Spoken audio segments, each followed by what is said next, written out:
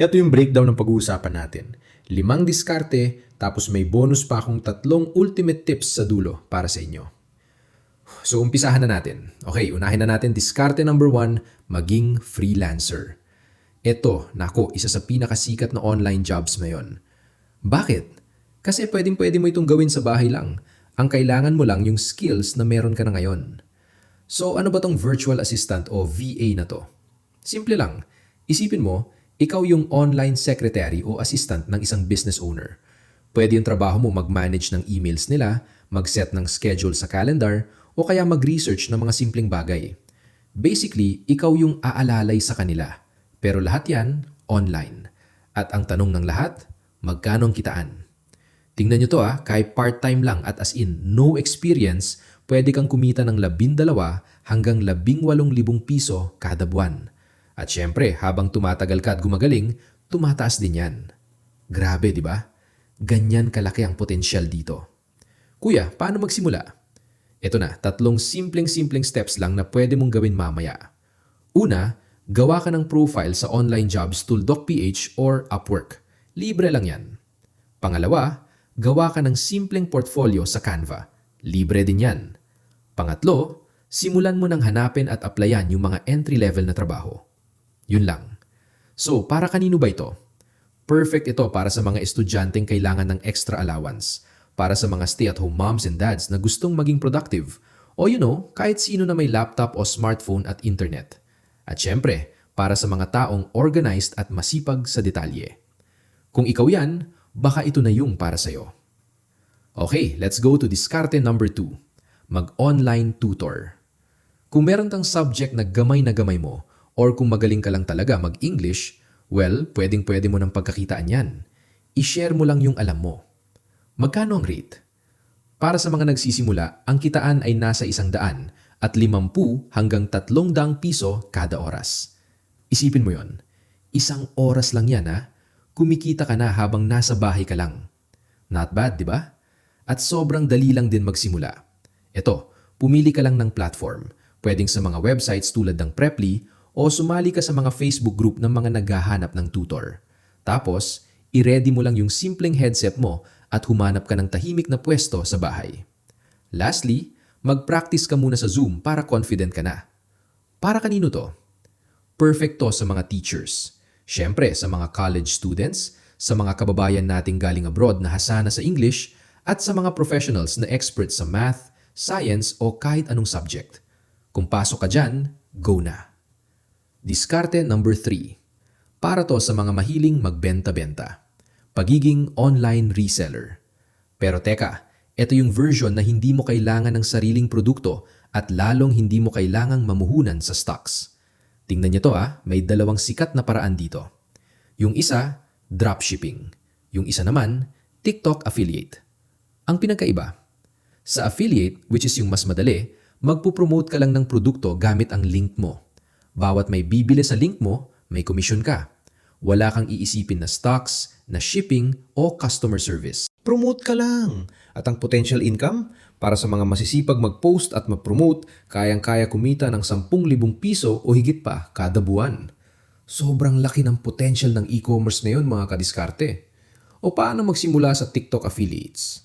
Napakasimple. Step 1, mag-sign up ka sa TikTok Shop. Step 2, pumili ka ng produkto na gusto mo, yung type mo. Step 3, gawa ka ng simpleng video review gamit ang phone mo. Wala nang arte. Step 4, i-post mo na at ilagay mo yung affiliate link mo. Ganun lang kadali. Okay, diskarte number 4. Para to sa mga mahilig mag-share ng kwento, ng tips o kahit anong trip nyo. Maging isang content creator. At hindi to para sa mga sikat na influencer lang para to sa lahat. So ano ba to? Simple lang. Gumawa ng mga video o post para sa social media. Tapos pag marami ka ng followers at views, doon ka na pwedeng kumita sa mga ads o sa mga monetization program ng Facebook, YouTube at TikTok. Pero syempre, may goal muna tayong kailangang maabot. For example, sa Facebook, kailangan munang around 10,000 followers. Sa YouTube naman, 1,000 subscribers. Hindi to overnight mga kadiskarte, pero kapag na-build mo na yung community mo, tuloy-tuloy na yan. So paano magsisimula?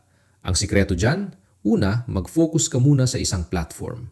Pili ka, TikTok ba o Facebook? Pangalawa, pumili ka ng niche na madali lang gawin. Pwedeng reaction video o kaya budget finds. At pangatlo, ito yung pinaka-importante sa lahat. Magiging consistent ka.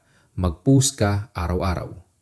At para sa ating panglima at huling diskarte, isang bagay na siguradong alam at mahal nating mga Pinoy, ang home food business. Kung masarap kang magluto o kahit may isang specialty ka lang, nako, ito na yon. Paano yan? Walang puhunan sa ingredients. Dito papasok yung magic ng pre-order model. Simple lang yan, pero malaki ang epekto. Ito, pumili ka ng isang hero product mo, yung specialty mo. Pangalawa, i-post mo sa Facebook. At pangatlo, at ito yung susi, kolektahin mo muna yung bayad bago mo bilhin yung mga sangkap. Zero risk, di ba? Gaano kalaki ang pwedeng kitain dito? Sa isang maliit na home food business lang, kayang-kaya kumita niyang extra 5,000 hanggang 20,000 piso kada buwan. Grabe, perfect ito para sa mga nanay at tatay sa bahay o kahit sino na may passion sa pagluluto. Okay, at dahil umabot kayo hanggang dito, bibigyan ko kayo ng 3 ultimate diskarte tips na pwede niyong gamitin sa kahit anong side hustle na pipiliin nyo. Ready na? Tip number 1. At pakiusap, pakinggan nyo to. Magsimula sa isa lang muna. Huwag mong subukang gawin lahat ng sabay-sabay. Masterin mo muna ang isa bago ka lumipad sa iba. Focus ang susi. Pangalawa, i-track mo yung kita mo. Kahit piso pa yan, isulat mo. Kasi ito yung magiging patunay mo sa sarili mo na umuusad ka. Ito yung magiging motivation mo para magpatuloy. At panghuli, gamitin mo lahat ng libreng tools na available. Gamitin mo ang Canva para sa mga simple design.